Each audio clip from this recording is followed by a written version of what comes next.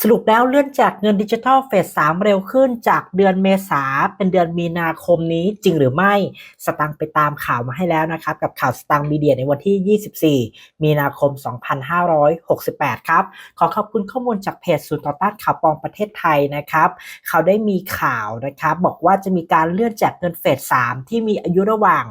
16ถึง20ปีจากเมษายนเลื่อนมาเป็นมีนาคม จริงหรือไม่ข่าวนี้นะครับเป็นวิดีโอที่เผยแพร่ลงบนต่อ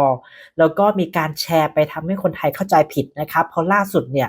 ทางกระทรวงการคลังออกมาบอกว่ายังไม่ได้มีการเลื่อนแจกเงินแต่อย่างใดนะครับกระทรวงการคลังแค่พูดบอกว่าคาดการณ์ว่าจะแจกเร็วที่สุดก็คือสิ้นเดือนมีนาแต่ถ้าหากว่ายังไม่เสร็จก็อาจจะต้นเดือนเมษาคือก่อนสงกรานต์ยังไม่ได้มีการเลื่อนแต่อย่างใด ดังนั้นแล้วนะครับใครที่เล่นแอปพลิเคชันต่อแล้วเจอคลิปนี้นะครับเป็นข่าวปลอมอย่าเชื่อและอย่าแชร์ต่อนะครับรัฐบาลยังไม่ได้ประกาศเรื่องแต่อย่างใดนะสำหรับการแจกเงิน10,000 บาทในเดือนมีนาคมนี้นะครับจะเป็นการแจกเงินรอบเก็บตกของเฟส2ที่เป็นผู้สูงอายุ